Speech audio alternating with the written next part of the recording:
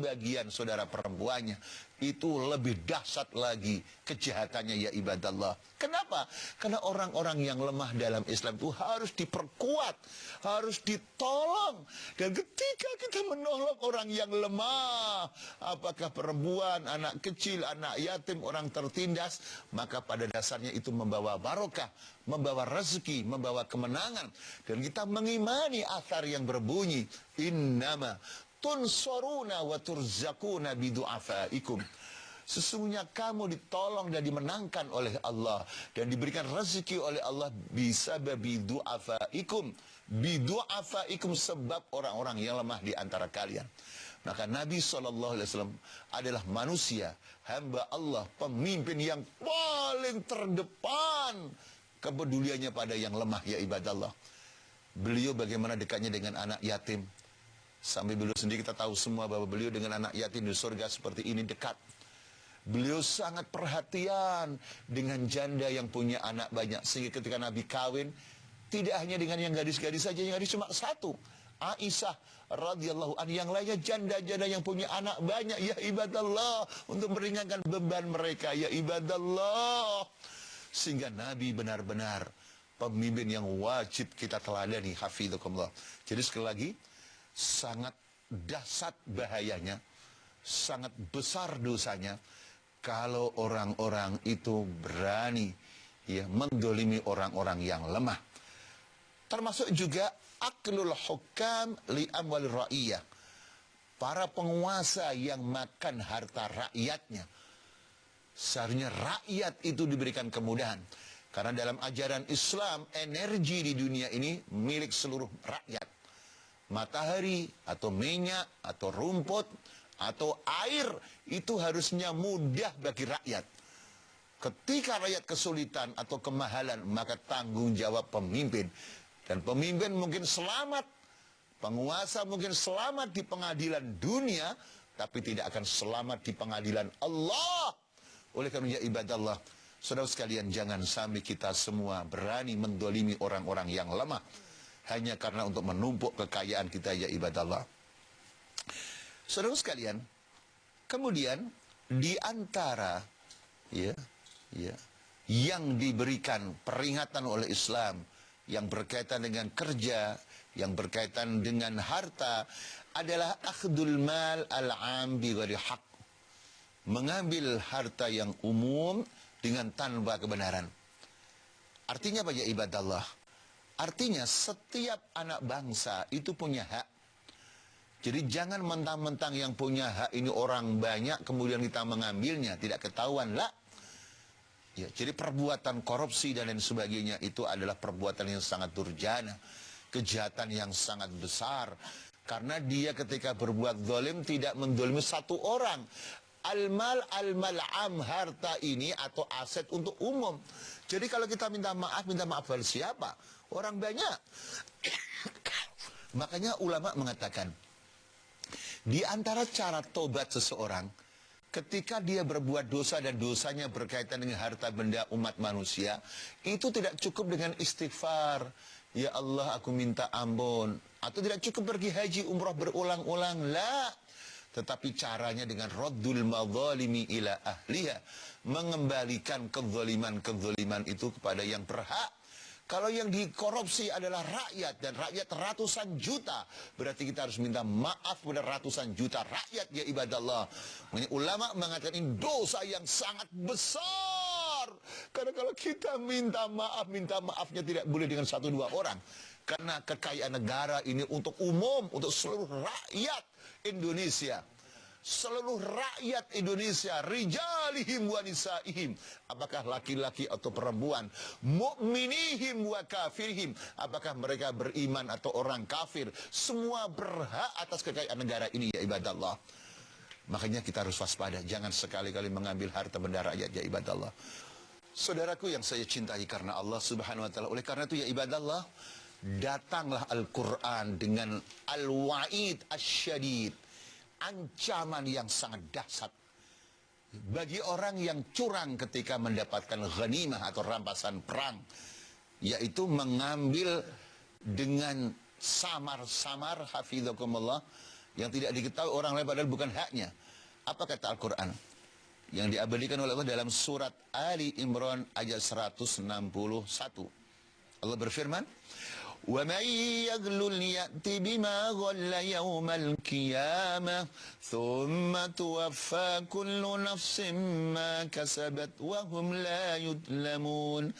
Barang siapa yang curang mengambil sesuatu dalam ini peristiwa ghanimah, maka nanti dia datang dengan apa yang dicurinya di hari kiamat nanti. Lalu setiap jiwa atau setiap orang dibalas dengan sempurna sesuai dengan pekerjaannya, perbuatannya, dan mereka tidak dizalimi sedikit pun. Nah, saudara sekalian yang saya cintai karena Allah Subhanahu wa taala.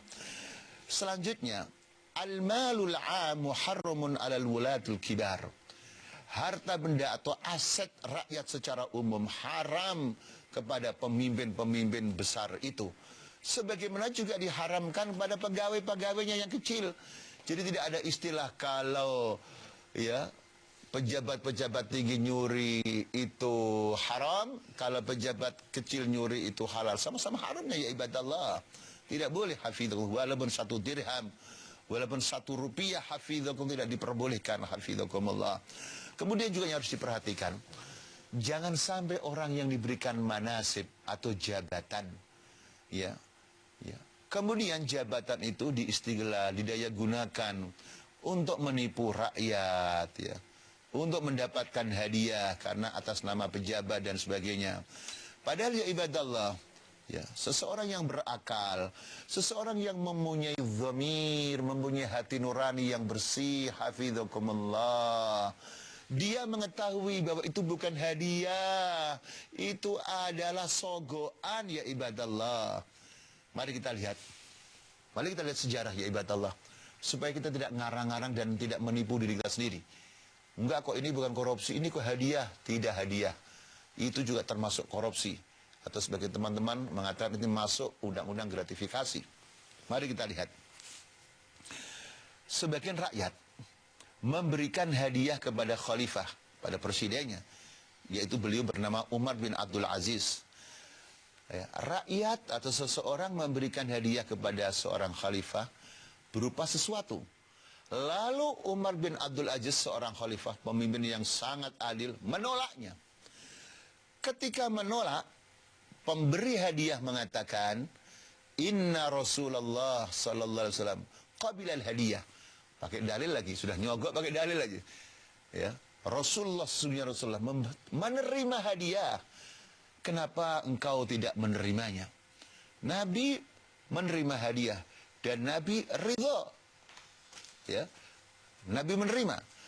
Afwan. Maka setelah itu Umar bin Abdul Aziz radhiyallahu anhu mengatakan, kanatil hadiyah li Rasulillah sallallahu alaihi wasallam. Kanatil hadiyatu li Rasulillah sallallahu alaihi wasallam hadiyatan. Amma lana fahiya riswah. Beliau mengatakan, hadiah yang diberikan kepada Nabi itu benar-benar hadiah. Sementara hadiah yang kamu berikan pada saya, ini bukan hadiah. Ini riswah, sogoan. Allahu Akbar. Menolaklah beliau. Ini harus kita tiru ya ibadallah. Jadi seandainya kita nanti jadi pemimpin, kita mengikuti Umar bin Abdul Aziz.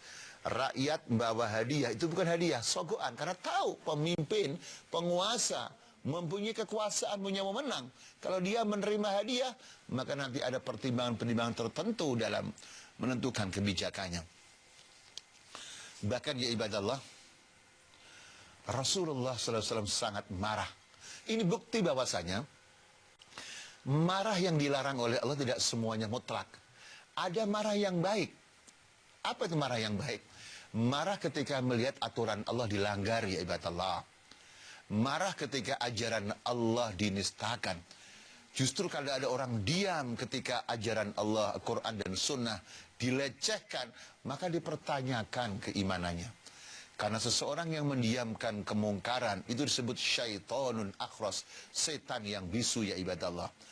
Saudaraku sekalian, kapan Nabi itu sangat marah kepada seorang pegawai ya ibadallah yang bernama Ibnu Lutbiyah ketika datang ya dari tugasnya untuk mengumpulkan zakat. Dia datang membawa sebagian harta benda. Faqala hadza lakum. Maka dia berkata, ini untuk kalian. Wa hadza uhdiya ilai, dan ini hadiah untukku. Faqala Nabi, lalu Nabi SAW bersabda dengan menolak ucapan tadi. Halla qa'ada fi baiti abihi wa baiti ummihi hatta yangdura ayuda ilai amla. Coba, kalau seseorang itu duduk di rumah bapaknya, duduk di rumah ibunya, artinya tidak ditugaskan untuk mengambil zakat, saudaraku sekalian, kemudian dia melihat dan menunggu, apakah dapat hadiah? Apakah dapat hadiah atau tidak? Jadi ketika seorang pegawai mengumpulkan pajak atau mengumpulkan zakat dan sebagainya, ini karena kewajiban dari negara. Kalau ada orang di rumah saja gak ngapa-ngapain, gak ada tugas dari negara, apakah mungkin dapat hadiah? Tidak mungkin. Maka itu adalah haram. Tidak diperbolehkan itu. Yang dalam undang-undang sekarang dengan istilah gratifikasi, ya ibadallah. Jadi Islam luar biasa. Tidak ada masalah dalam kehidupan ini, termasuk masalah ekonomi, masalah mencari nafkah, kecuali pasti Islam sudah mempunyai petunjuk. Hafizakumullah. Terus kalian, semoga kita dan anak bangsa ini selalu diberikan petunjuk Allah Subhanahu wa taala. Kita tidak tergoda dengan harta yang banyak kalau itu haram, tapi justru kita selalu waspada akan bahayanya sesuatu yang haram, karena itu akan menggelincirkan manusia ke dalam api neraka. Wallahu a'lam bishawab. Assalamualaikum warahmatullahi wabarakatuh.